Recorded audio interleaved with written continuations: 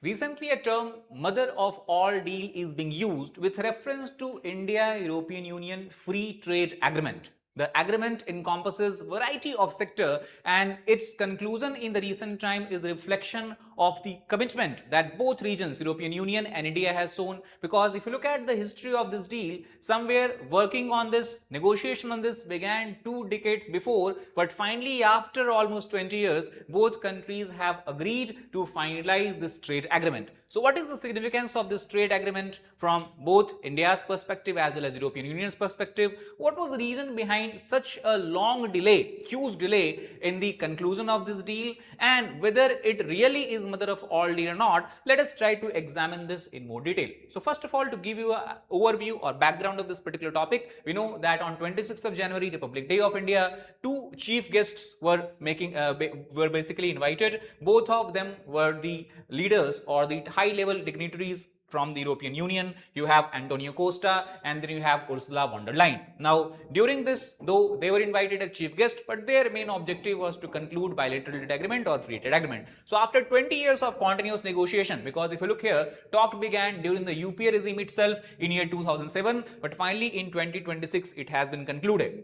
This deal is not only significant from financial and economic perspective, but this is also a reflection of growing strategic ties between European Union and India as such. Plus, this deal also sent a message to many powerful countries, and one of them obviously is United States of America. If you try to look at the India-EU FTA, this is the FTA. To understand the size and scope, we have to look at both of the regions. So this free trade agreement is not a normal FTA signed between any two countries. It is between fourth largest and second largest economy of the world, that is India and European Union. It will also provide unprecedented access to over 99% of Indian export by trade value as far as Indian export to European Union is concerned.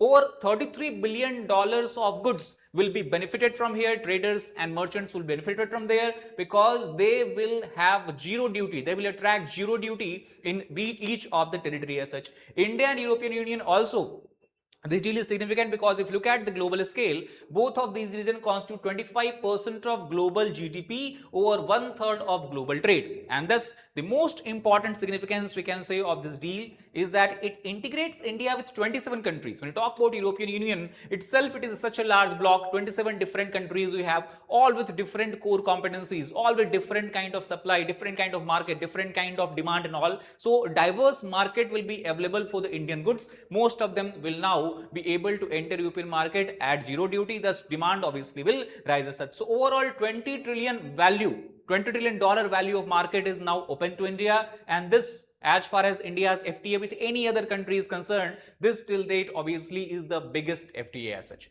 Now the question comes that after signing of FTA, what will be benefit from India's perspective and the European Union's perspective? So for that, we have to look at the sectors that is being impacted here. From India's perspective, the major sector which will derive benefit from this deal are marine sector, because earlier you can see the marine sector used to attract 26% of duties if you are sending fishes from India to European Union. Now it has been effectively reduced to 0%. Similarly, if you look at, apart from marine sector, if you look at the leather and footwear, this also earlier used to attract 70% FTA, it has been largely reduced to 0%. So you can see in this particular column, earlier you have large duty that was imposed on the goods originating from India. So on all these sectors, good originating from all the sector, basically effective FTA has been brought to 0%. So the major sector is marine, chemical, leather, textile. Why textile, leather? These are very, very important because these are labor intensive sector. These sectors alone are employing large workforce in India as such. So any impetus in demand from European market would lead to higher employment generation in this sector, higher profitability in sector that will further cause massive investment. Railways, furniture, toys, sports goods and all that. But as you can see from the perspective of duty itself, the biggest beneficiary is marine sector. Now marine products can easily be exported from India to European Union at par with the other products as such from European Union itself. If you look at the advantage from European Union perspective, because no matter whether it is free trade agreement or preferential trade agreement, any two partners, countries, regions sign it because both of them derive benefit from each other. So for European Union also it is a benefit, and the biggest benefit they would reap in sectors such as wine, spirits and motor vehicle. Motor vehicle, because earlier for every motor vehicle automobile originating in the European region, they used to attract 110% of the duty. That means if you buy a BMW or Mercedes car, you have to pay 110% extra duty on the actual price. Now this has been reduced just to 10%. That means now obviously you are thinking about luxury cars originating from Germany, they definitely would become cheaper once the deal is properly, or basically free trade agreement is implemented in both the regions as such. However, government of India has protected domestic manufacturers also by putting a quota of 250,000 units per year. That means this duty only be imposed on 250,000 cars. Any car that is coming more than that, this we can say higher than that number, would attract the normal duty. Wine spirit was the contentious issue. European Union wanted the duty to be revised and become lesser, and earlier the government of India was not willing to do it, but now they have ceded, and 150% on the beers, spirit and wines, and beer 110% they used to attract. Now they will be reduced to just 20 to 50% as such. So massive reduction we are seeing in the import duties of these. So these two are the major sector which will derive benefit. Apart from that, machineries, aircraft, iron, steel, pharma, these sector used to have certain certain duty before. In these sector, duties has been reduced to just 0%. So from both perspective we have discussed, India's labor intensive annual export worth $35 billion at least of the benefit we'll see immediately once the deal kicks in. Signing of deal is expected later this year. Legal scrubbing will take about 4 or 5 months because finer prints have to be read, and again the deal has to be ratified by the European Parliament. After that only it will come into force. Now coming to why such deal matters. The reason is because India will have access or gain access to the largest market, largest trade bloc in the world, both from the perspective of trade value, trade volume, as well as the diversity of products that is in supply and demand. Plus, as we know that India currently, if we talk about the top two trading partner, these are United States of America and China as such. Plus, apart from that, the other major partner, largely we are import dependent because of oil and gas, and that is why UAE, Saudi Arabia figures up higher in the list, including Russia also recently. Now, if you are able to export more and more volume of goods and services to European Union, obviously it will lead to diversification of market, and our dependency on any one country which can use tariff barrier, which can use tariff policy as arm twisting measure, that would be reduced as such. Dependence on US definitely is going to reduce because American market, European market are kind of similar as far as the demand and supply is concerned. Plus, this deal will also help in building up supply chain resilience, not only for India and European Union, but also at the global scale as such. Thus, both for European Union and for India, it will provide ample opportunity to have their own strategic autonomy. Now the question is that by 2013 it seemed that maybe we would be able to reach some deal within the European Union, but in 2013 it failed. And the biggest reason behind this was the upcoming elections, and UPA government was facing political headwinds. Thus, it was felt that there were several areas, several contentious issues were there which cannot be ironed out, and thus as a new government began to come, elections began to take place, what happened is that people lost interest, and again renegotiation began somewhere later in the 2020 as such. So automobile tariff is something where India was not agreeing before. It did not want to reduce the import duty. Political uncertainty we have discussed. Limited leader level involvement is also one of the major differences between the early negotiation and the recent negotiation. In early negotiation, it was largely being done at official level, prime ministerial level, or we can say European Union president we have seen coming to this time for this deal. Such kind of high level negotiation we have not seen in the earlier case. Outline agreement was also created or drafted at a delayed rate, and overall negotiator kept on shuffling. So there were no one person from European Union who could basically come and then finalize the deal as such. However, this situation this time it has completely changed. So this was the reason why we can say in 2013 negotiation for deal failed.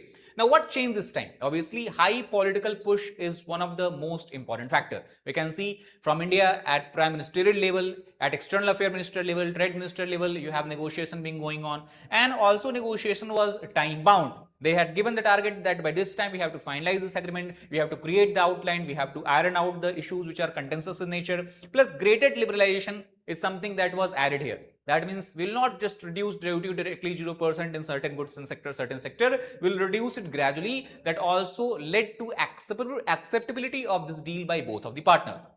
Sensitive sectors completely has been excluded in this particular case, like agriculture sector was where Indian government do not want to cede any leverage as such, because agriculture is the most, we can say, as far as the agriculture sector is concerned, this need most of the protection, because it is led by farmers who are small and marginal in nature. So any this, we can say, negotiation there has to be done in a very sensitive manner. So that is why agriculture has been completely excluded, and this we have done after learning lesson from early negotiation, the failure that we have witnessed.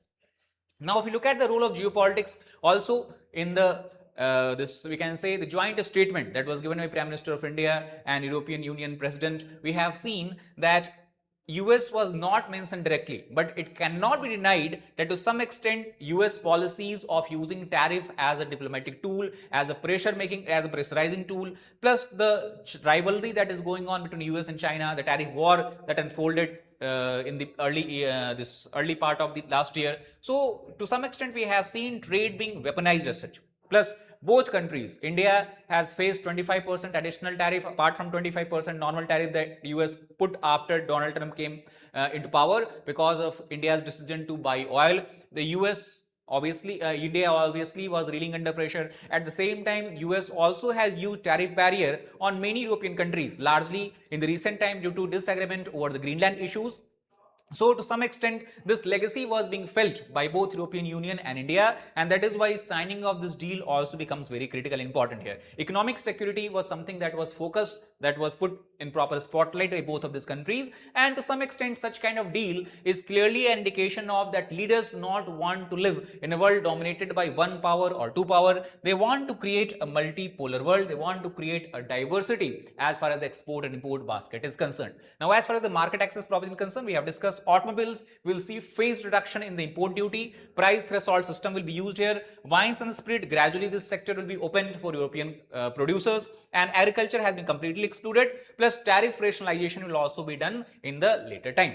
Now, why this deal is beneficial for India? Again, to reiterate, sectors such as textile, marine products, footwear, sport goods, all of this sector where European Union has decided to put effective import duty to 0% are the labor intensive sector, and that is why for every day people who are engaged in sectors which is generating highest employment, it will be a massive win.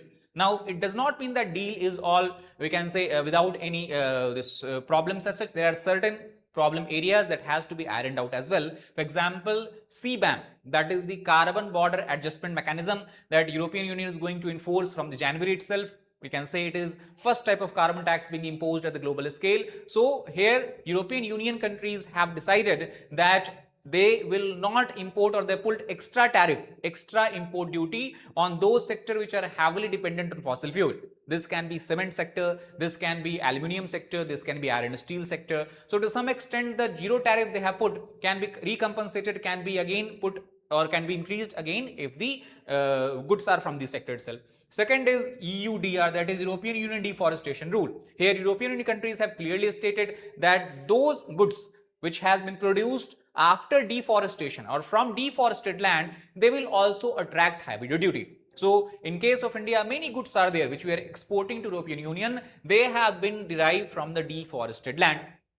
So the burden of compliance will become very heavy, especially for the SME, that is small and we can say small and micro enterprises, medium enterprises as well. Why? Because 40% of India's export to European Union is coming from the SME sector. So how they will comply with both CBAM and European Union deforestation rule? This is something we'll have to wait, watch and see. So overall, European regulations can act as a spanner as far as this entire deal is concerned. This has to be also cleared out. Now, what is way ahead? We have discussed that both countries have agreed, they have signed the FTA. Now, that does not mean that just from next day itself, FTA will be enforced and you will be able to import German cars at 0% of duty as well. That is not going to happen. It will take long time. Though the FTA has been signed, at least by experts measure, it will take at least a year before the deal can be enforced, because it has to go through several steps. First step is legal vetting. Legal vetting is where legal aspect of the deal is basically studied by the lawyers from both Indian side as well as European Union side.